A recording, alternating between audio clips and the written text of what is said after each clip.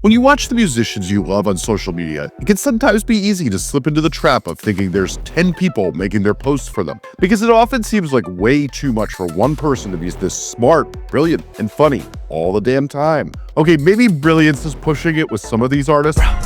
And while it can be true that for some artists, a few people might be working on their social media presence, that isn't usually what makes it so great. Instead, it's some simple philosophies and exercises that make what they post so much better than the stuff that you do. So in this video, I'm going to show you how you should be developing content, whether it's short form videos or music videos, so you can compete with your favorite artists. So obviously, with this channel, what I do is pass on the knowledge I've learned by being in the room with much bigger artists and learning what makes them tick. And I try to bring it to smaller artists because I think that makes the world a better place. And we haven't checked in on this subject in a while. I want to get into it. And one of the things musicians are always asking me is, what is the most effective thing they can post for short form videos? And this is a great question because honestly, you want everything you do to be more effective. In fact, if you've been at this game for a while, you probably have noticed that some things work better than others, and focusing on the right places to improve yourself, well, it makes a big difference. So let's first talk about the philosophy you should be considering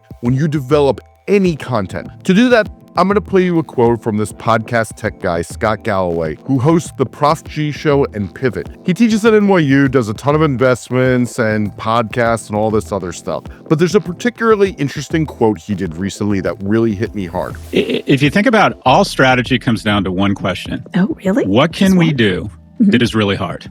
What can we do that is so hard, everyone else has a tough time doing it? Well, I've been in meetings with artists who have top management and labels and big teams that we're brainstorming what we should do to market an artist. This is exactly what the people who really make waves do and think about. This is the jumping off point for the most effective content we can make. In these meetings, we set aside time to try to get inspired on this exact thought by asking the room this question and spitballing ideas. We then try to get inspired by watching other people's content and try to think what we see in other people and how the artists we're working with can authentically do it better than them by exploiting their strengths. And the way we reflect on those ideas is to look at the artist's lames analysis. Now, if you aren't familiar with why I'm talking about something that sounds, lame, well, this is a technique I use so artists can get to know themselves and the content, art, and really anything they do and what they should be doing. When we have a lames analysis to look at, if we have 4 ideas for a music video, the lames analysis will tell us which one to do,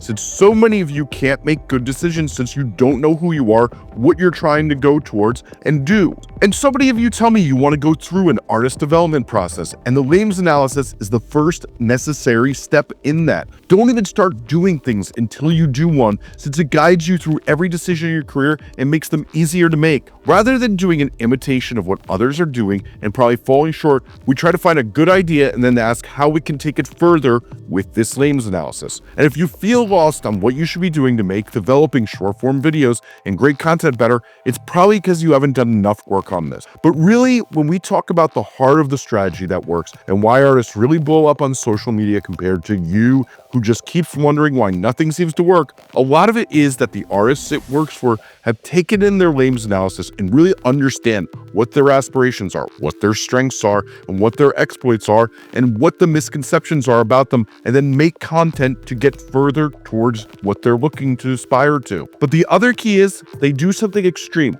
that their competition won't do, like Mr. Galloway said, and that is what gets people's attention. Now, if you've been keeping up with this channel, you've probably heard me talk about this concept I call the MIR, which stands for minimum expected effort required. Yes, and one more time for the mouth breathers. Minimum is the least amount. Expected, as in how much you think you need to put in. Effort, as in the thing most musicians don't put in at all. And required, as in how much you think you will need to do. Here's a real world example of the MIR. If you're making a music video, you may say, we're gonna put 1 day into filming, maybe 5 hours of editing, tops, bro. Since you think that's what you need to make a passable video. Instead of paying attention to what I just said before, which is using the strategy of trying to do what your competition will not do, you adhere to the MIR and barely get a remarkable result, and it doesn't get people excited about what you do or do you any favors when you put it out in the world. Now, I should say, because a lot of you are probably getting very confused right now if you've watched my video on minimum viable videos, because I said 6 hours is great to put in for that. But that's if we're trying to do something that just gets the job done for the broken brains of the internet. If we're trying to make something that really turns heads and gets you noticed, well, that's not a minimum viable video. There's a difference between some of the content we're getting out there to keep the broken brains of the internet stimulated and the content we make that is meant to get us spread as far as possible and get as much attention as possible, rather than just being a vessel so the attention span broken potential fans keep watching your videos and we don't waste time overdoing those minimum viable videos. But here's an example of like what a video that really exceeds the mirror looks like. My buddy Brian texted me the other day this video from the band Super Heaven. It's this claymation video you're seeing now that goes beyond the mirror and perfectly encapsulates a weird vibe to the song that will easily get shared by their fans, just like Brian did to me for me to see it. Now, you can see way bigger results just by working harder and outdoing people in the effort department. And that goes with the S in LAMES, which stands for strengths, and the E, which stands for exploits, which are resources you have access to that most other artists don't have. If you want a really good example of this, I think a lot about Hemlock Spring's video for Girlfriend, which launched her from obscurity into having a big buzz in the pop world. If you look at the video's credits, it shows her using exploits like knowing someone who makes cool dolls, knowing an animator. It's a great use of resources and it plays on her strengths. You watch how naturally funny her comedic timing is throughout the video, and it plays up the ridiculousness of the lyrics' overbearing aggressive nature towards entering a relationship. And looking at the numbers of how well this video's done, it sure spread a lot for a song that launched an artist from obscurity. Also, it's probably the only song I could think of where the bridge is what went viral on TikTok because it's well above the mirror of what people are normally doing in a bridge. Just saying. And yes, there are exceptions. Just deciding to do 10 layers of harmonies misses the point. With music, you're trying to make songs as emotionally resonant as possible, not just beat someone at a numbers game like you are sometimes in videos. That's not how it works. We have to remember you have to know what game you are playing, and music isn't a numbers game. But hell, social media can be just about putting in effort and making a spectacle from a damn good idea, and that often just takes time to get to by asking the right questions. But back to what we were discussing, videos and marketing. Making content is a different game than songwriting. Look at Mr. Beast, the biggest YouTuber. He really is often just throwing more thought and effort and going way above the mirror at his videos and figuring out what will be the most effective thing to make people wowed. But here's some examples of going beyond the competition and seeing the mirror in musicians in examples of people who are doing it right as we speak. There's few groups making sicker videos on a small budget these days than House of Protection, and oftentimes it's just them exceeding the mirror and harnessing exploits. In their video for Fire, they keep people amused by making these cardboard box heads and perform ridiculous tasks with them. The end of the video even shows how they did it. Coincidentally, right about the time that Humankind did a video showing the Wall of Death, so did House of Protection, which also exceeded the mirror. But they constantly exceed it in each and every video and go viral from it and get tons of shares, which is how they're getting a lot of growth. They are a masterclass right now in low-budget videos that make you want to send them to a friend, which is really how you can get your music to spread fast. A simple way of exceeding the mirror I think of all the time is from Quadeca's appropriately named track, I Make It Look Effortless, where they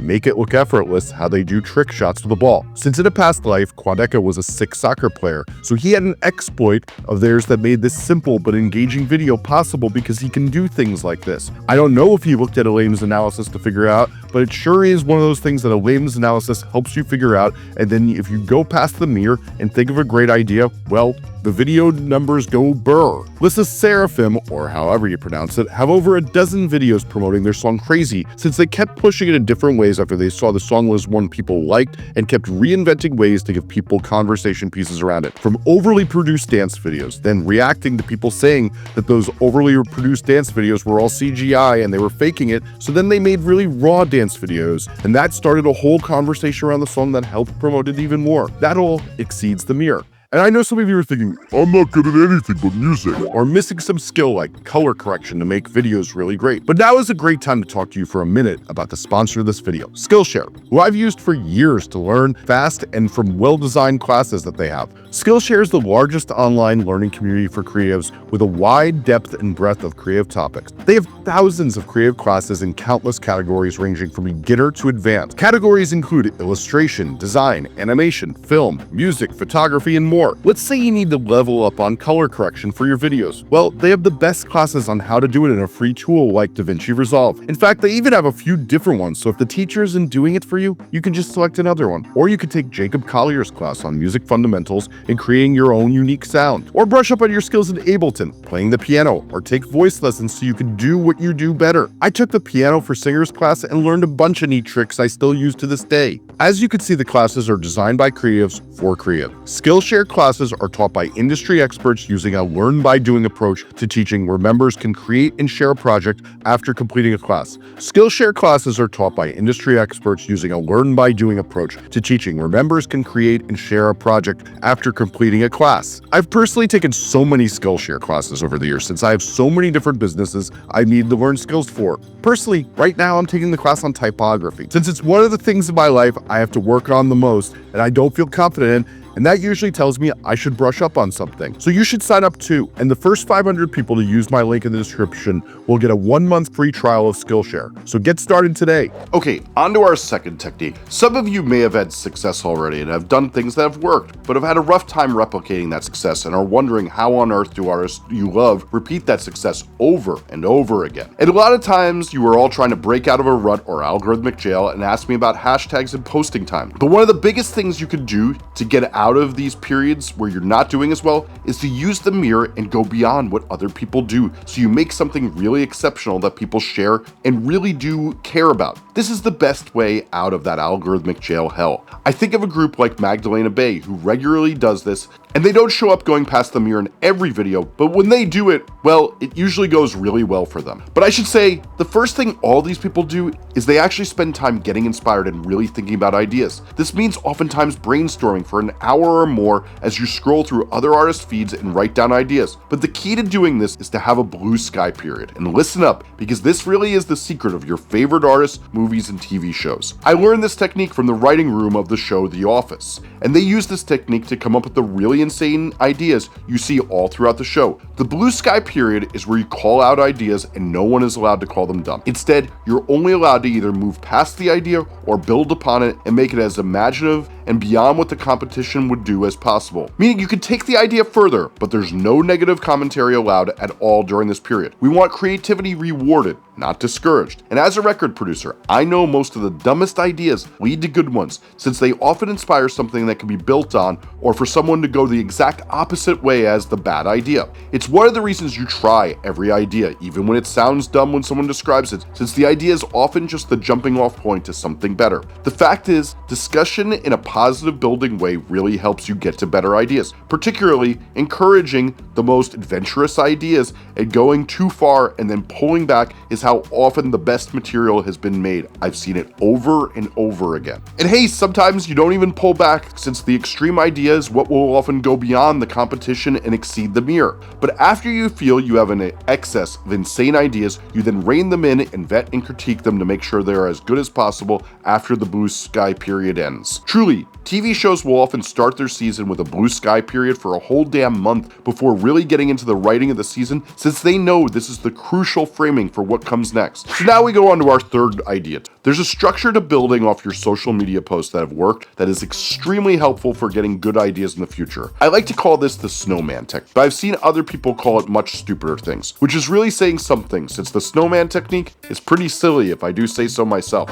For this example, I'm going to use the artist Julia Wolf, since she's currently high up on the viral chart with her breakout viral hit In My Room, and she's doing smart social media stuff, so she makes for a great example. So here's how I would think of replicating her most viral video, which is this one here. Now, for those of you not fluent in millennial, allow me to explain what lethal face card no one talks about enough means. It's, well, the person is underrated hot, and then it's a slideshow of some serious looks from this person. So with the Snowman technique, we think about how we replicate this success by not only using its template to repeat, but branch off into something else the audience may appreciate. So let's say they wanted to replicate this video success. At the top of the snowman for its head, we have the slideshow of Ashley Greene they made that worked really well and went viral. In the body, we have doing this for similar actors from Twilight, which, like Julia Wolf, smartly did, and as we can see, the Kristen Stewart one didn't hit as hard, and neither did that weirdo dude from the movie, so they clearly moved on. But with the Snowman technique, what you would do is, the arms are the ideas that are divergent from this video, but still a little similar and build off of it. This could be like doing more slideshows of other millennial cultural touchstones that have fans that like heavy rock artists like Julia Wolf, like let's say the Hunger Games or the Divergent series. So let's say that's one arm, and the other arm could be doing more content like this around groups that may be similar in the culture, like My Chemical Romance seems the obvious choice here. But then with the legs, this is a larger deviation. So this could be like, when you see this MFer come on the screen, you know he's gonna say some wild stuff. And it's a picture of Robert Pattinson in Twilight, since we know he says some wild stuff in that. Or the same prompt could be, let's say,